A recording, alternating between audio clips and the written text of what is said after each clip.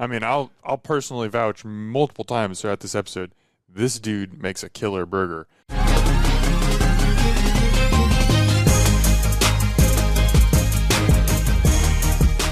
Hey there, Omaha. Welcome into another episode of Restaurant Hoppen. I'm your host, Dan Hoppen, and Smashburgers are all the rage right now. We are in the era of the Smashburger. It seems like every restaurant is prioritizing thinner patties, lacy edges. It's all about the Smashburger. Even places that aren't really making Smashburgers, they just call them Smashburgers. And that's why I'm so excited to talk to this guy, because he is making burgers, and in this era where everyone just wants Smashburger, he's going in the opposite direction. He's saying, I'm going to serve you a big, juicy, awesome burger, and you're absolutely going to love it. This is the owner of Sully's Gastroburgers and Fries, a food truck, Brian Sullivan. Brian, welcome to the show. I'm glad to be here. It's my pleasure to have you here. And I just want to introduce your concept.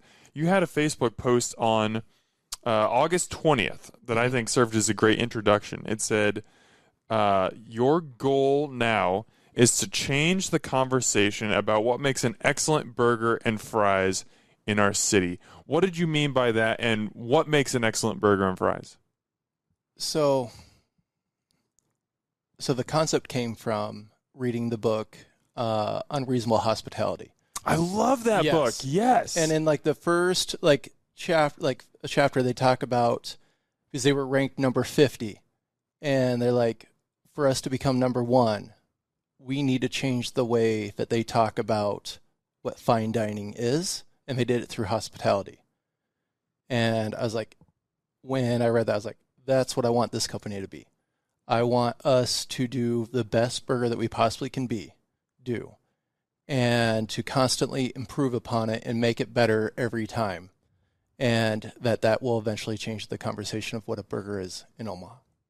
So how do you do that? Because, I mean, in that book, they talk about just going to really unreasonable lengths to make customers happy, whether it's overhearing that a customer wants deep dish pizza and they go out and get deep dish pizza, or the hot dog.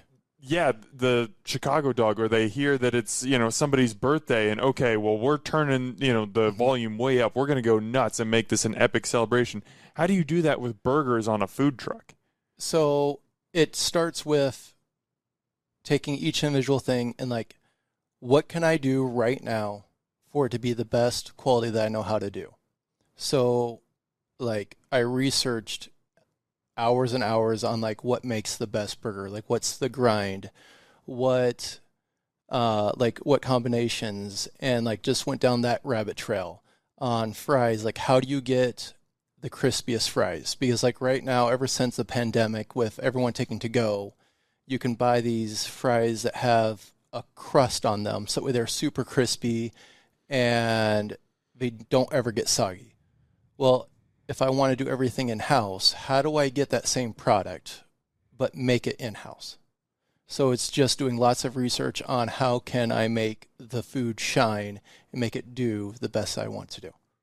Okay, you talked about doing your research on the burger grind. You ended up with chuck, short rib, and brisket. Yes. From Certified Piedmontese. Yes. What is it about that blend that made you go, yep, that's my burger right there? So that blend started with when I worked down in Lincoln and had Honest Abe's for the first time. Oh, Honest Abe's, yes. Yeah, dude, I lived a mile and a half from there, and the first year when I worked down in Lincoln, I realized I spent 10% of my income just at Honest Abe's. I was I have a slight problem, and I think I really enjoy burgers. And so, they used to get all their meat from Del Gold Meats, where at the country club, we got our meats from there. And then they told me, this is their blend that they used at that time. And then when I did the research through everything, that's the blend that all the gourmet chefs use. Okay. Fair enough. I'm not going to argue with Honest Abe's, and after having your burgers, I'm not going to argue with you either. I mean, I'll personally vouch multiple times throughout this episode. This dude makes a killer burger. But before we get into any more of that, I I want to make sure that if anyone is listening to this and they're like, shoot, I mean, they're hyping up these burgers. This sounds really, really good. I want to try this. Obviously, you're a food truck, so you move around. What's the best way for people to kind of stay in touch with where you're going to be? You do a very good job posting your weekly schedule. How can people figure out where Sully's is? So my wife posts every week on Facebook and Instagram our schedule. And so going into the winter, we'll be at Bearded Brewers every other Wednesday, and then at Cross Strain, and then all the big events downtown at the riverfront. Okay. So, but follow on Instagram and Facebook. That's the best way. Yes. Yep. Love it. So I'm just so interested. You've had a career where you've worked in a variety of jobs. What makes you passionate about burgers? Like, of all the ways to express yourself culinarily, why is Brian Sullivan passionate about burgers and fries? So I loved how, going back to Honest Abe's, just how their combinations, how they're able to put things together, and how it's a blank canvas. And I just really enjoyed that. And I love a good burger and I love a good fries. So like I've always just really enjoyed that. And also starting out and doing your own thing, it's scary. And so like if I wanted to do any other type of restaurant, it's harder to make sure that you're profitable. I knew that doing a burger and fries, that would be the best way to be profitable, and it's something I really enjoy. And also, I love Omaha, but there's nothing quite like Honest Abe's here. And not that I'm trying to cookie cutter them, but they definitely were like a model that I used. You know, we do have some good burger places, but they don't change out their menu as frequently and regularly as Honest Abe's. That made me want to go back there and spend a lot of money. For people who, and I lived in Lincoln for probably about 8 or 9 years, so I'm very familiar with Honest Abe's as well. For anyone who's listening to or watching this and hasn't experienced Honest Abe's and doesn't know what we're talking about, there's a reason we're speaking so reverently of it. It is an awesome burger place. I mean, pretty much unheralded, like not unheralded, but very, very, very difficult to find something of that quality. Number one in the state in a lot of. Yes. And what Brian is talking about is, yes, they've got a staple menu of probably wow, you know more than I do, of 5 burgers that you will always find, but then every week they're rotating in, is it 4? So they have 4 locations, so each location has a different one, and then there's 4 rotation ones that change every quarter. Okay. My goodness, you could be their spokesperson if you need something in your spare time. But yeah, so this is a burger company that is constantly innovating, constantly finding a way to create new burgers, find new solutions. So I was really curious because you've got 3 staple burgers on your truck, and then you usually have one special each week, and those have ranged from Cubano, a Reuben sandwich, a Maverick burger that was topped with burnt ends. You had your Fat Blat, which is a play on a BLT with avocados. I know you're going to be doing a chili and cinnamon roll type burger concoction. Let's start here. Where do you get inspired from? Like, as you're coming up with the specials, what makes you go, that would be great on a burger? So when I knew I wanted to do this burger truck, I started just writing down different ideas of things that I want to eat on a burger. And so I have this whole playbook that I can reference. But then like the one that I did with the Jelly Time burger, so I was making... Yeah, talk about this burger, because this thing is wild. So I was making the whipped blackberry brie for the Maverick burger. And I was like, man, this looks just like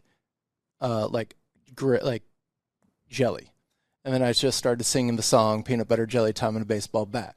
I was like, well, let's turn that into a burger. But like, since what I'm calling as jelly is not really jelly, it's blackberries, brie, and honey all mixed together. That's just delicious. And then, so then I built it up from there. So then I used almond butter instead of peanut butter, and then a fried plantain for the banana. and then toss that in cinnamon and sugar, because he has those little maracas like it's a party type thing, and just build it from there. And it's like, oh wow, this is good. So take me through like the typical burger creation process, and maybe not even a special. Maybe take me to your standard menu as you're deciding what's going to be on the standard menu. How do you where do you start? Like, what's the ground floor, and what do you build up on? Because, I mean, especially when you're talking about some of these crazy burgers, if you start just throwing a bunch of flavors together, it might look good or sound interesting on Instagram or on social media, but sometimes those flavors just do not work at all. So you have to be very intentional about thinking, okay, not only is this going to look great, not only is this going to be buzzworthy, but it's actually going to make sense in the flavor profiles that work together and in its construction. So when you're building a burger, where do you start and kind of how do you work your way up? So I use a book called The Flavor Bible. Have you ever read it? No. Seen it? So I'm going to look it up now. It is this giant book that you look up any ingredient. So pineapple, and it gives you, this is all the stuff that goes with pineapple. Oh, man. And so when I want to go off the rails, I use this book to make sure I don't go too far. So you can start tracing things and make sure that they're all going to play well. So way you know that, hey, there's a good chance that this is going to taste well. Well, that's really smart. I'm looking at it right now. It's The Flavor Bible, The Essential Guide to Culinary Creativity, based on the wisdom of America's most imaginative chefs. Yeah, so that in there, looks legit. They have different flavor combinations and like little experts from different chefs like, hey, I do this. And it's like a 400-page book of just an encyclopedia of food flavors. I love that you referenced the peanut butter jelly burger because that's a wonderful example of a burger that honestly could have gone very, very wrong in the wrong person's hands, and someone who's not being intentional about thinking about the balance of texture, the balance of flavor, even, consistency. Like, is this going to be soft on soft? But like throwing in those plantains for, a little bit of texture. What's another example? Like, what's a special? It doesn't even have to be a special. What's a burger you've created that you're really proud of? Whether it was a stretch to make it, like you're like, I don't know if this is gonna work, or one that just came out super well. Like, what's an example of one where you're just like, you know what? I don't like to toot my own horn all the time, but I nailed that one. I would say it's the Maverick. Yeah. So I wrote down all the ingredients. And I was like, I'll figure this out later. Well, then when later came, I was like, oh, crap, I need to figure out what to do here. And then I started throwing things together. And I was like, oh, wow, this turned out a lot better than I wanted. Like the whipped blackberry brie. When I was Googling things, when I was coming up with it, I saw that Thomas Keller did something similar. So I was like, okay, I'll just figure out whatever his recipe is at the time.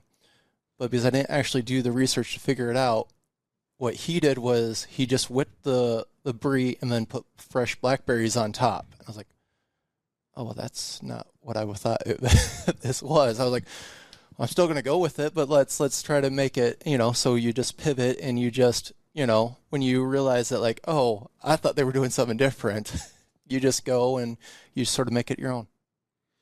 What else is on the Maverick? So it has the whipped blackberry brie, a burger, slaw with apples, and then our Sully sauce, and then burnt ends, and then a sweet heat barbecue sauce, and then a bun. That sounds good. Oh, yeah. So I had the opportunity to come in. You let me into the commissary kitchen one day, and we kind of talked and went through your burger making process, and you showed it to me, and it was almost more like you were making patties, but like you almost started by making a roulade. Yes. Can you kind of like tell me about that process? So, where did you learn that? So the recipe comes from, okay, I'm going to butcher his name, Houston Blumenfeld, the executive chef of the Fat Duck. Yeah.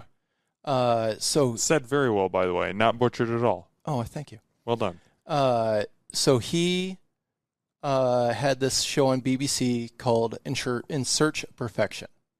And he basically did tons of research on what would make the best burger. And he even put like the burger patty through this machine that like how much, when you bite down into it, how much force do you have to do? And he wanted like the least amount of force in this burger patty. And so I used his recipe to add different seasonings to make it my own, but like the process and the steps is from him. So with the brisket and the chuck, you grind it twice through a very, very small die in the grinder. So it is, I think, like 3 millimeters, super small. And then so you go through, so that way then all the connective tissues that are in the short rib and brisket get broken down. And then that becomes sort of like a pate. And then the chuck, you small dice it. And then, so what he does, which is very different and against most culinary rules, is he seasons the chuck before you grind it, which you don't really want to do for a lot of different reasons, but it works out for this recipe. And then, so you season it, and then then you mix the chuck and the brisket short rib mixture together, and that goes through a large die. So you have these big chunks of chuck with this small, like, pate of brisket and short rib. And as it goes through, I take special attention to make sure that it comes out like a grain. So it just comes out in these strands, if you've never seen how meat gets grind, but it goes through, and then I keep all the grains going the same way. And in the pan, I have plastic wrap, and then I wrap it, and then I roll it like you would like a roulade. And so that whole process, and then you let it sit, and then because you season it, the salts and all that stuff release this enzyme that make everything sort of tacky so it stays together. So you would think that when you slice it, because it's like there's nothing really holding this burger together, that would just fall apart. But because of this enzyme gets released, it makes everything sort of hold together, and it does not fall apart, but it cooks very different from any other burger that I've ever cooked. So typically, if it's all ground up on like a grill, not a flat top, you'll get a lot of smoke, like when you grill at home. And it's because all that fat is going and it's melting and it's creating smoke and flavor and all that. But since I kept the grains going the same way with everything, it cooks more like a steak than a burger. So there's very little smoke. It keeps the shape. It doesn't really decrease in size. It doesn't shrink up. Like you've probably seen on the grill how sometimes the burger will go from like this big down to like this big. Mm-hmm. Like they just stay the same size, and they do not lose their fat, at all. People, this is the type of person you want to be buying a burger from. Someone who has put that much time and thought and intentionality, and is talking about the way that the grains go in a burger. I mean, that's what we're normally talking about when we're talking about slicing a steak. Yeah. And you're talking about that and throwing a patty on the griddle. Like that, just the thought and intention is incredible. And I knew this somewhat coming into this conversation, but I don't think I understood or appreciated the amount of just research, how much of a student you are when it comes to food. I mean, you've referenced researching Honest Abe's, researching this process. You've got this flavor cookbook. Like you have all this research that goes into everything you do. And I think, for so many people, and this is not saying anything bad, but a lot of burger cooks they grew up grilling in the backyard, or they worked on the hotline at a different restaurant, and that's kind of where they developed how they created burgers. But you kind of took yourself all the way back to square one and said, I'm gonna get in my research here and really figure out what the best of the best are doing. I'm gonna put my own tweaks on it. I'm not just gonna copy them, but I'm gonna try and figure out what they're doing and then make that my own. Has that always kind of been your approach with food? Have you been studious about it? So at home, so I love books. So of just cookbooks, I have a bookshelf bookshelves. It's about 6 feet high by about 8 feet wide, all of cookbooks. Like I love learning. Like back when I was in culinary school, I would just pick up a cookbook and read it all the way through, just for fun, to try to learn what they could do and what they could, like the more you learn, the better you will be. What I kind of talked about it off the top. Like, we are in the age of the smash burger. It feels like everybody wants them. Everybody's serving them. You obviously went in the very opposite direction, Yes. and I know part of that is from your research because, like you said, this guy he'd put in the time. He figured out what the bite pressure, all that stuff is. Was there any concern on your part that, like, maybe this is just a fad, and it very well might be, but like everything right now is trending towards thinner smash patties? I'm going to go the opposite. I mean, one of your burgers is legitimately like probably 4 or 5 smash patties thick. Was there any like concern or thought on your part about that? So I always love a really thick burger.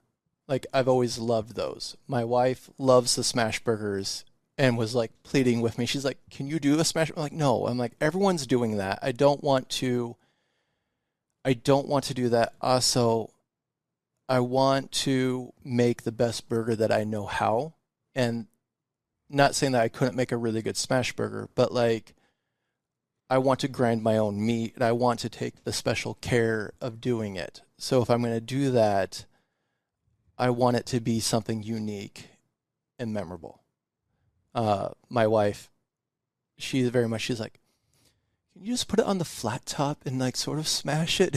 Because she loves smash burgers. Like one of our favorite places for a smash burger is Nomadic Jack's. Like, I love Nomadic Jack's. Have an excellent smash burger. And it's also like, I don't want to compete with him. I want to compete on him with burgers, but I don't want to go head to head on just smash burgers, because then, but like if I do something different and he's doing something, we're competing on flavors and having fun, and we're not going against each other. We're trying to build each other up in my mind. Mm-hmm. Have you met Jack, by the way? Jack Hyman? The owner? A little bit. Like I saw him at one of the festivals, and he's just a really cool guy to talk with, but like he probably wouldn't be able to pick me out of the crowd. I was going to say, I think you two would get along very well. I would be fascinated to see that conversation between you. But anyway, that's neither here nor there. Maybe I can make some connection off the mics. I'll do what I can. How long did it take for you to get this burger making process down? So when I did the research on this step, and it was one of those things like, okay, I'm going to go full tilt in on this. And with my church, our small group, they were our first guinea pigs, because you need to, like it's a lot of work, but you also need to be able to feed a good amount of people. So I used them as the first guinea pigs to make sure that this would work. But like, I had a good chance. Like, I feel like this will work because this chef is notable. The website, Serious Eats, what made them where they are today. This was the first burger that they did where they posted that. So I was like, I feel like there's been enough people who have actually done this burger that it will work. I just need to make sure I can execute it well enough, because it's not an easy burger. It's not like just cutting things and putting it through the meat grinder. There's a lot of so when we do the chuck, the way we do it, it's called seam butchery. So the chuck is a whole bunch of different muscle groups that we separate, and then we basically clean all the silver skin, the fat, and everything, so you're just left with the pure meat. So like there's just a lot of work that goes in through every little step of building this burger to make it as delicious as possible. So how long did it take before you were like, yes, I got it, this is what I want to sell? So that first time that we did it, I remember when I rolled it and then took it to the house, because and I was going to grill it on their grill. I cut into this and I was like, this thing's going to fall apart. I don't know what I'm going to do at all. Like, this is going to be a complete nightmare. And I put it on their grill. I'm like, how is this thing not falling apart? There's no structure to this. Like, I just was dumbfounded. Like, this thing should be falling apart because it just blew my mind. And then I did more research and I was like, oh, this is why it's staying together. Like, I was just dumbfounded, and everyone there liked it. So I knew that it had legs to run and then to go from there. If you ever need extra people in your church small group, I think Sarah and I are available, at least for the burger testing portion. So before we get into your background, I want to talk a little bit about fries, because we've talked all about burgers, Yes. but fries is in your name as well. Yes. And you mentioned, I didn't know this about, in COVID, like there was this mass-produced fry that was supposed to like to stay crispier for longer, which makes sense because that was a huge problem for a lot of people at the beginning of COVID when you could only get takeout. You go drive 15 minutes, pick up your burger and fries, get home, and the fries are all sogged out. So you wanted to recreate that fry, but in your own way. Yes. Made fresh. How did you do that? So when we were coming up with the name, my wife goes, if you're going to put fries in the name, you need to put as much research and energy into those fries as you have the burger.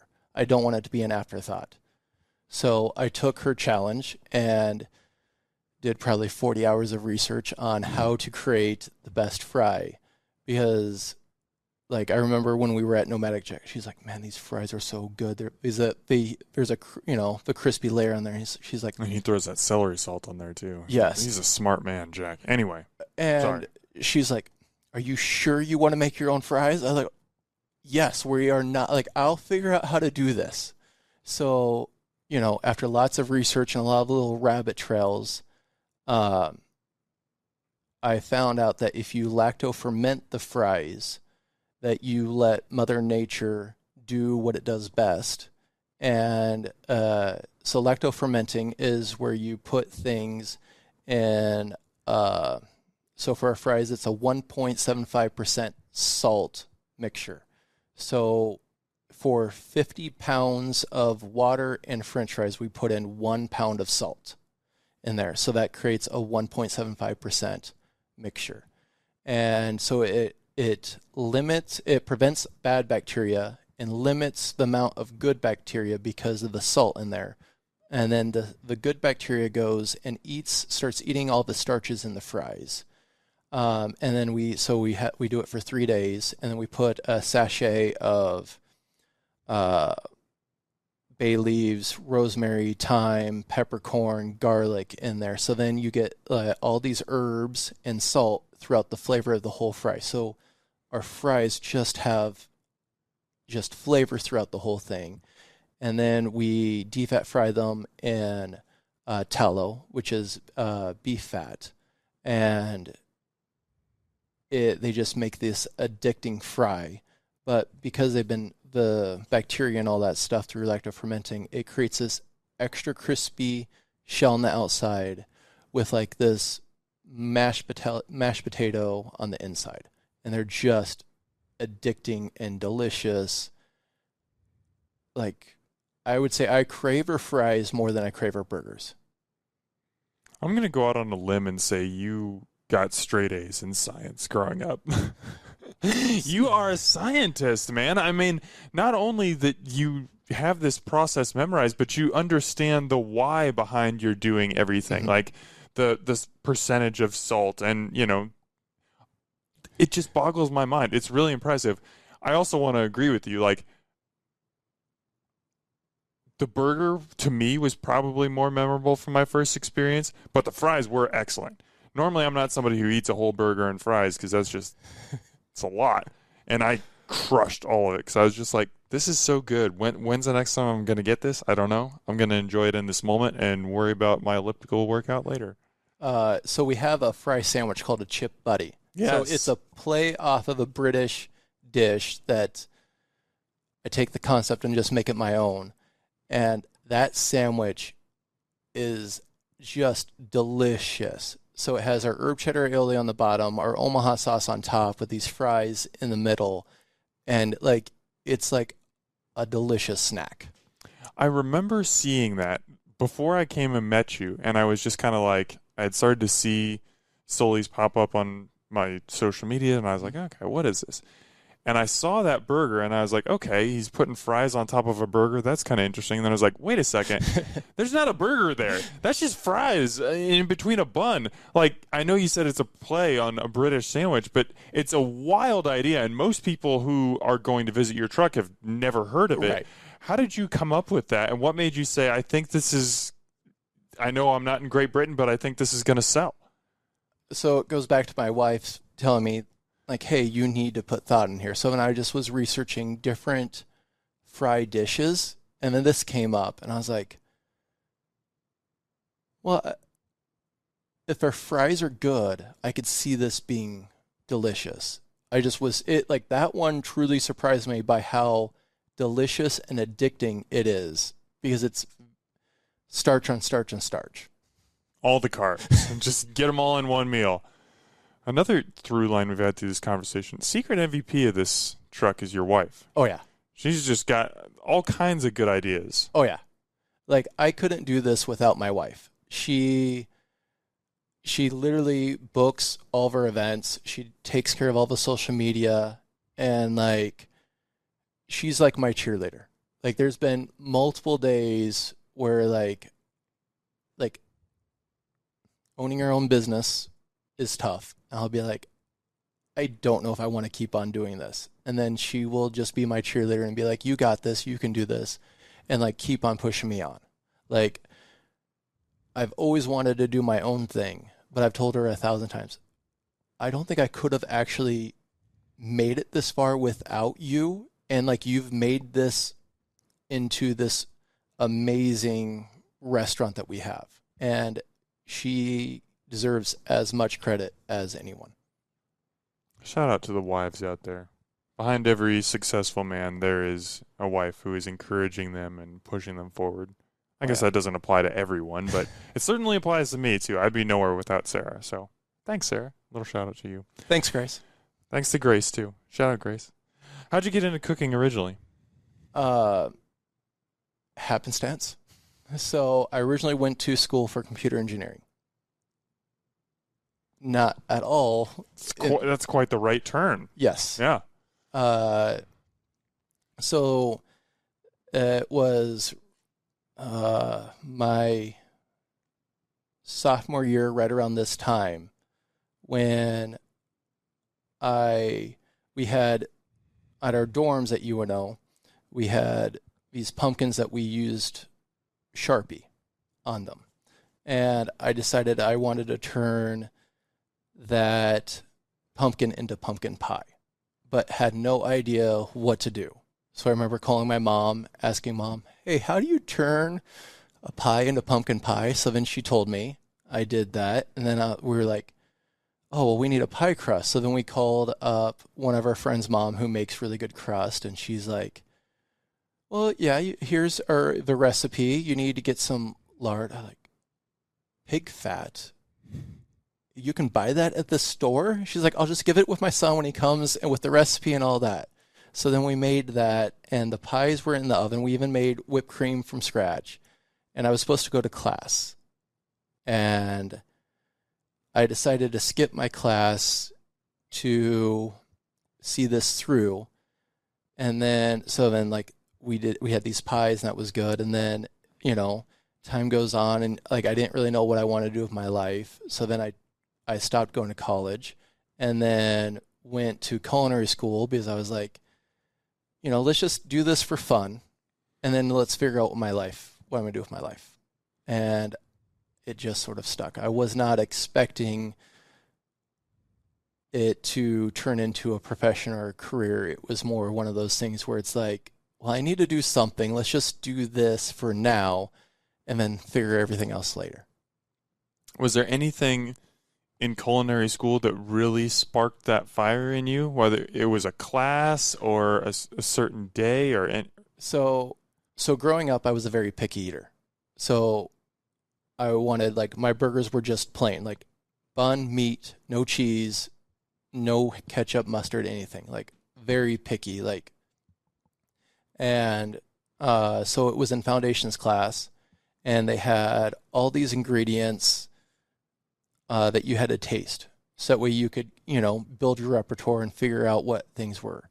And I remember that there was this one thing called black vinegar. And like in my mind, I thought all vinegar was like white distilled vinegar because that was the only kind that we had in our house, which is disgusting. So I decided to try it, and I was blown away by the complexity of the flavor of black vinegar. So then I was wondering, I was like, well, what else am I missing out? And through that class of being adventurous and it surprising me, sort of led me go down the flavor train. The flavor train. That's awesome.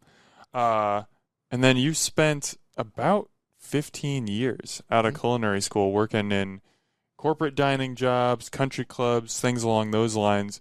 We don't need to go into every one of those jobs, but as you look back on those and kind of your food journey, what do you think were some of the most important things that you learned from those stops that set you up for success? So one of them was at Hillcrest Country Club. So the GM there was Andy Reitz, and he was just a really good boss. He was probably one of the first good bosses that I had, and he helped teach me different things. So I started off as a sous chef, and then the executive chef left, and then through a whole interview process against other people, I became the executive chef. And he taught me how to manage people and how to with that aspect, but also it made me realize I was only the executive chef there for 6 months because I got promoted too soon. It wasn't that I could do each task on their own, like running the restaurant or doing the catering, doing the golf events, the stag bar, and managing people, but I could not do it all at once. I didn't have that skill yet to be able to manage all that. So it was when we decided that it wasn't a good fit, he's like, you just need to go back to the minor leagues and just learn a little bit more, and then you'll be good. So that was just a really good thing to make me realize I'm not as good and it's not as easy being the head chef as I thought it was.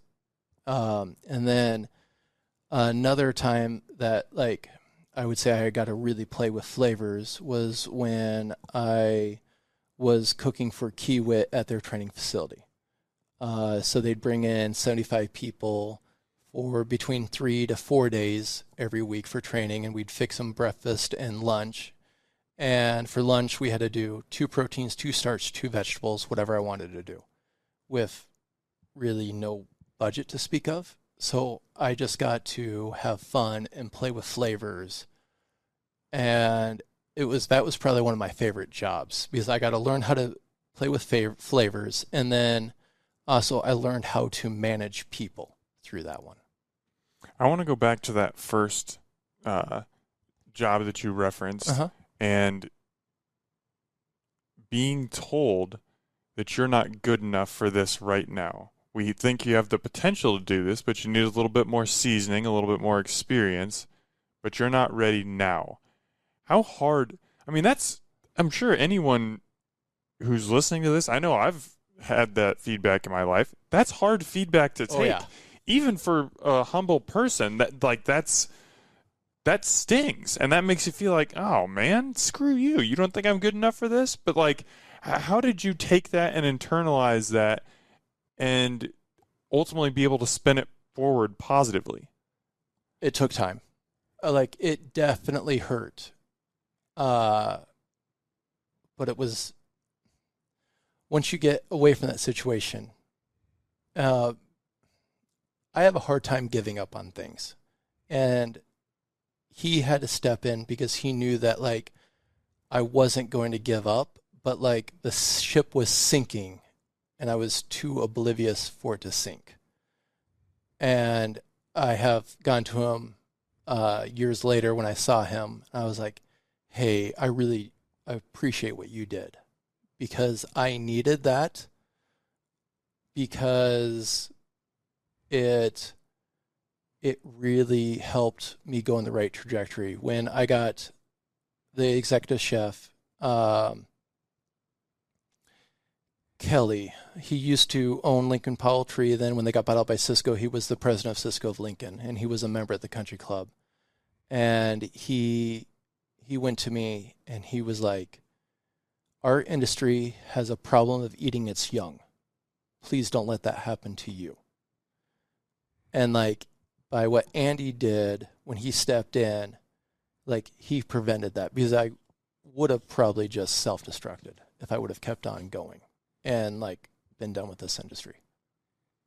Oh, I for one am glad that he gave you that feedback. You were able to take a step back and look at it now.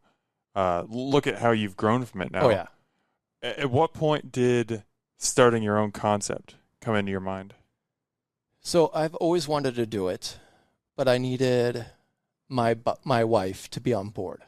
And I knew that I couldn't, it was not going to be in my best interest if I tried to convince her that we should do this, but she had to believe it. And when I was working at Urist in corporate America, my last gig there was at Mutual of Omaha, and it was just the wrong fit for me. And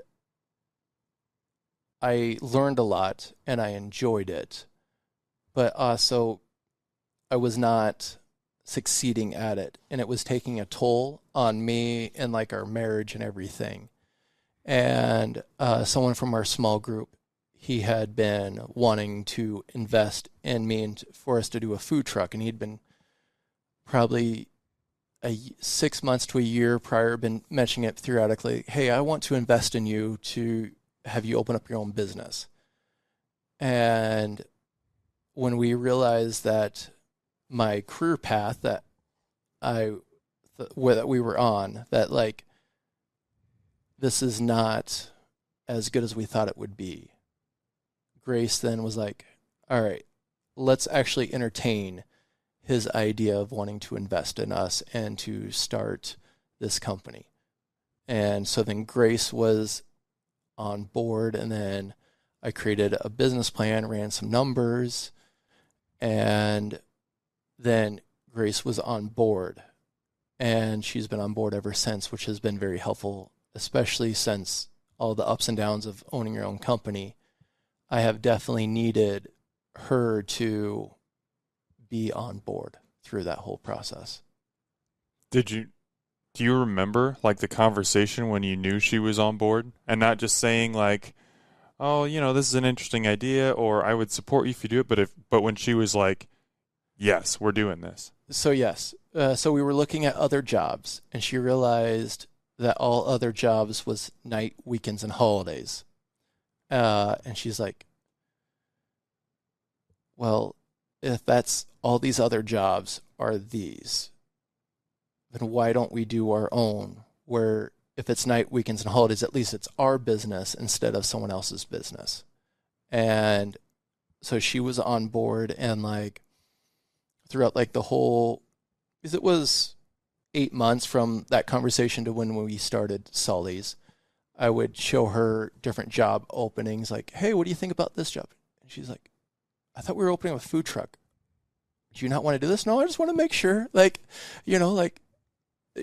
she's like, no, we're not, I don't want you doing this. I want you to do this. So like, she, since that time, when she realized that like, hey, for a way forward for our family, for us to provide, we need to do this. And ever since then, she's been on board, and it's been amazing that we are on board and stuff. It's just me on my own little island. Was it always going to be burgers? Yes. Mainly because burgers appeal to the largest demographic of people. It's also sort of the easiest to be profitable. and I really enjoy burgers and fries. You're a smart man. Had you ever worked on a food truck before? No. What kind of crash course do you have to put yourself through? Because it's completely different. And I know 10% of why it's completely different. You know way more than me. I didn't think it would be as different as it is. Because I've opened kitchens, like I have opened brand new kitchens where you have nothing and you have to build everything from scratch. Just that everything, if it's not buckled down in a food truck, it goes flying. Like I remember, so in my food truck, I have a smoker where I do for the burnt ends. And the first time I smoked something, I forgot the drip pan underneath. And then I open up the door and there is just this mess all over the floor of all this delicious juice. And I was like, I don't know if I'm more mad that juice is not in the meat or now I have to clean this mess up. Like I have one of the things I forget most often is strapping down the coolers because either I'm busy or I get distracted or I thought I've done it and then a cooler flips down and then you have to lift it back up or the door flings open and then you have product on the ground that you have to make. It is very hard, way harder than I would have dreamed of doing a food truck because it moves and everything likes to move a ton. And in a normal kitchen, wheels are your friend. In a food truck, wheels are not your friend. Yeah, that's an interesting way of putting it. And yeah, it's something I think the majority of people would never think about. And yet, without fail, every food truck owner I have on here has some version of a story where it's like, oh, there was that time where we forgot to, bungee cord the fridge shut and mozzarella cheese was just everywhere by the time we got to our event. Something along those lines.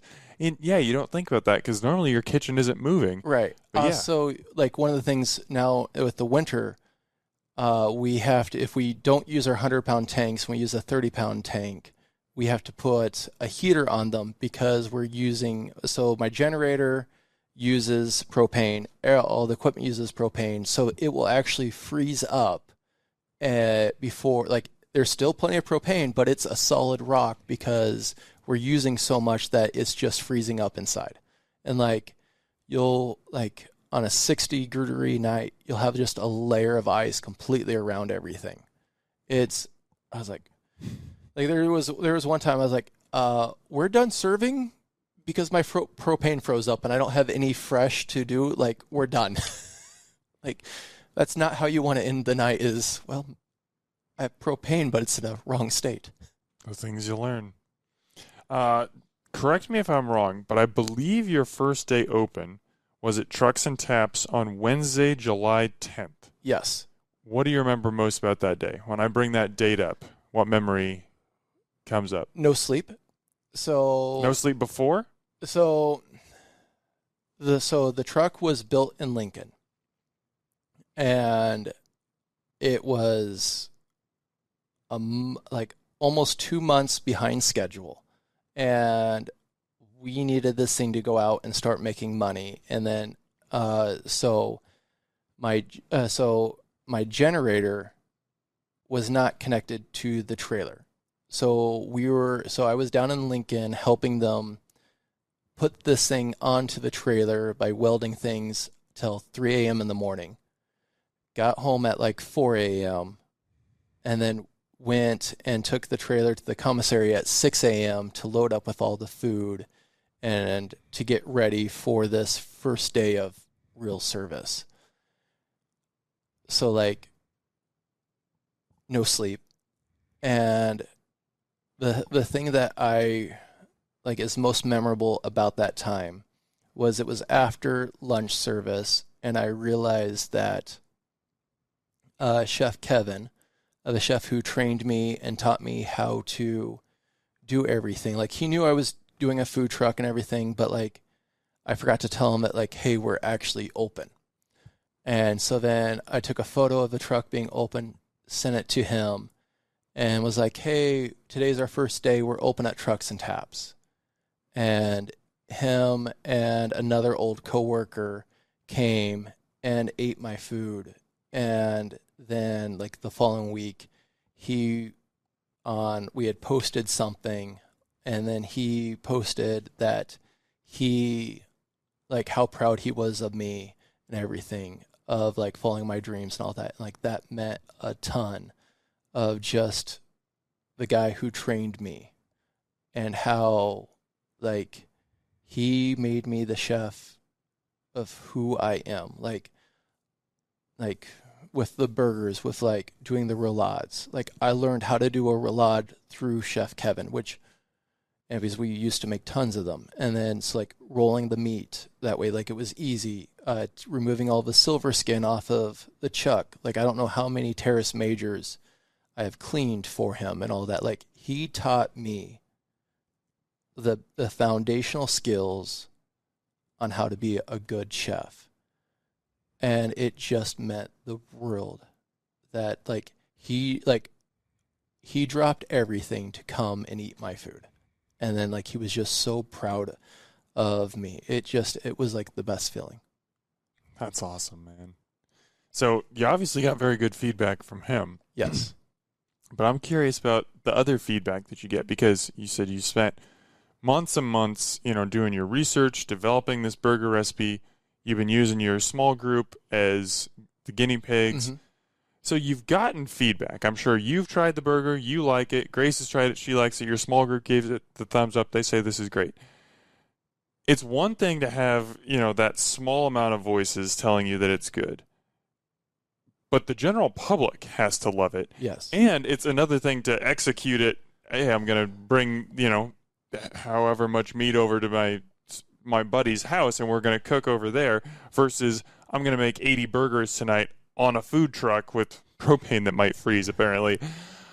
So, I mean, two very different environments. Yes. What type of early feedback did you get, and what did that do for your confidence? Everyone who tried them really just enjoyed it. Like, we've had very few negative reviews with it, and but like it's something very different that like it just blows people away. Like, we were a few months ago, we were at this neighborhood, and like just constantly people telling me like, hey, this is the best burger that we've ever had. Like, I've had a lot of older men who are like, dude, I'm 60 years old, and this is probably one of the best burgers I've ever had. Like, it just feels really good, because it's like, yes, I feel that like this is good, but I'm not cooking for me. I'm cooking for other people. And it just like, I would say I love hearing the feedback from kids more than adults, because kids will actually tell you the truth. And like, I remember one of the first times we were downtown, and there was like maybe this 8-year-old boy, he wanted a burger, and then he came back with like $1 tip, and he's like, that's the best burger I've ever had. I wanted to give you some money because it was so good, like for some odd reason I enjoy hearing it from like kids, or like parents telling me. Like, there was this one mom, she gave her 18-month-old these fries, who apparently he just loves food, and he had his fist full of fries, goes to eat it, and like really enjoyed it, and just clapped his hands, like, job well done. That like the mom came back to tell me like, I got to tell you what my 18-month-old did when he ate your food. Like, he was just so happy and surprised by how good of the flavor everything was. Like, I love hearing those stories of just how kids, because they're true. They don't know how to lie to you. You're still in the early phases, obviously, yes. But like you said, a lot of positive feedback. I'll give you all the positive feedback I can. I mean, I need to come back and have more, but you're 1 for 1 in my book on excellent experiences. I freaking loved that burger and would recommend your food to anyone. When you look back, 10, 12 months ago, however long it was ago, I forget what you said, but when Grace got on board and you guys were like, we're doing this, to where you are now, like how do you think about that journey? Does it even seem real? It's better than what my mind's eye was. Yeah. Like, I'm definitely a wanderer, a dreamer, and all that. And just so like from how the truck looks, which my wife had a friend who was a graphic designer who designed our logo, which like is awesome. Yeah, like we were working on a different logo, and then the graphic designer was like, hey, I did this one for fun. You might not like it, but here you go. And like we were almost ready to like, hey, this is the logo. Like, and then she threw this one at the last minute, and we're like, oh, we got to go with that one. Because like with being a food truck, if you have 12 different trucks and you're looking at them, our logo tells you exactly what we serve. Like, it's instantly recognizable. Yes.